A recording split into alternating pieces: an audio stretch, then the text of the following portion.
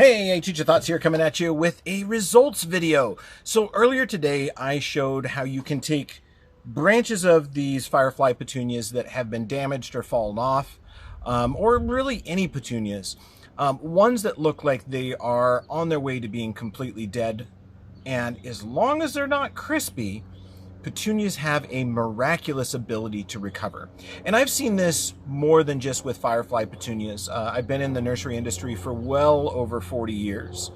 My family had a nursery pretty much all of my life. And then I've started teaching nursery and greenhouse as I became an ag teacher. So I've had a lot of experience with petunias, and we're going to cover a couple of things today, but really what we're going to go over is kind of a results of what I did earlier today. So for those of you that haven't seen that video yet, please go back and find the one that says, "Can it be saved?" And what happened is sometime last evening, one of the branches of my firefly petunia fell off, and it had fallen down on the ground. I didn't see it. It was shriveling up and dying, but just had a scant little bit of moisture left in it. So having been around petunias, I knew I could save it, and if I wanted to make a cutting out of it, this is kind of how it goes. So, you know, those of you that do get these firefly petunias that are in horrible shape or completely dried out, where the roots are gone, you can save it by salvaging like one branch and taking it and making a cutting from that.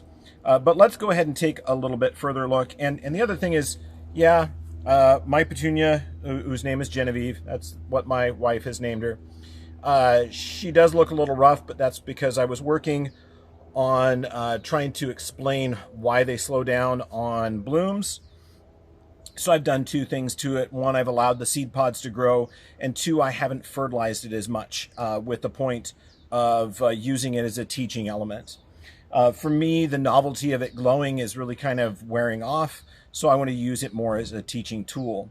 So I'll shoot another video about collecting the seed from petunias and giving you kind of a close-up on that, since the Light Bio company has made it a better option now. So they are saying that as long as it's for you, you can keep some seed. So what we're going to do is I'm going to kind of give you results. We'll look at what I did, and then we'll talk a little bit more of kind of the why or the how. So this is our cut from earlier. This contains that branch that had fallen off, and it was really really well shriveled up. So what we're going to do now is we're going to go ahead and take it out of this cup, and this was just a cup of water, and I covered it with saran wrap to make sure that the moisture was retained. Let's grab this branch out. And as you can see from this branch, it has completely rejuvenated. Now, there are some sections of the leaf that have, in fact, died. So where you see it's gone translucent here, that is dead. But as you get back in here to some of the buds, those are okay. So back in here, you don't have a lot of tissue death, so that is okay.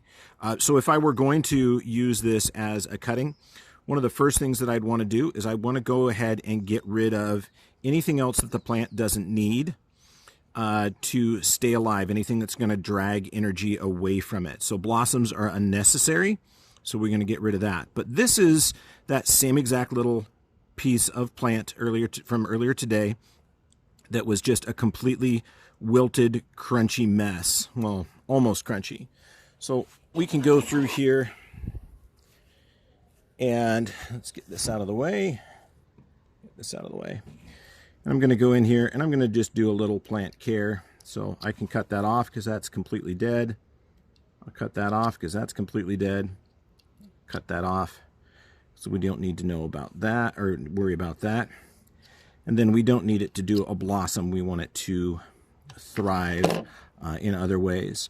So this is just simply a branch that was knocked off, and I rehydrated it, and it is back now into a full fleshy plant. So these leaves here will most likely survive. I mean, I do see some tissue damage anywhere where it's gone clear. That's going to be dead, but there's enough tissue that this will actually survive.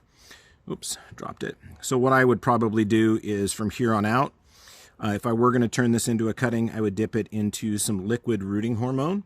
and then place it in some moist soil and then cover it with saran wrap. But yeah, that is what's going to survive. Now, when we look at some of my petunia here, and we're looking way back into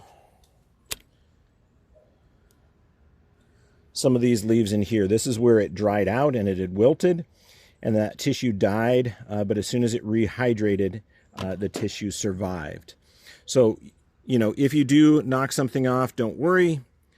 You got to cut off the dried end of the stem. So refresh it, cut like a 1/2 inch off, get back where it's still a little bit of fleshy. Then you can put that in a container of water.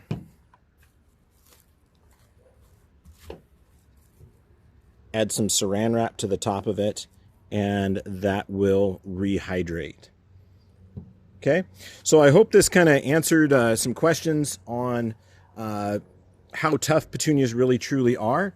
And a lot of that comes from them all being in the nightshade family. They are quite resilient.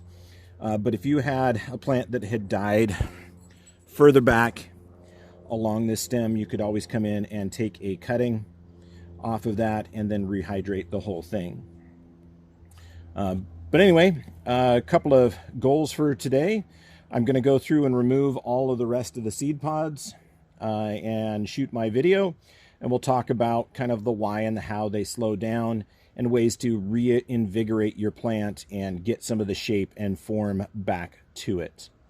Okay, and again, this is not just specifically to firefly petunias. It can be used on any petunia. It's just this is the one that I'm currently using as my example for you. All right, anyway, I hope you learned something. Ag Teacher Thoughts out.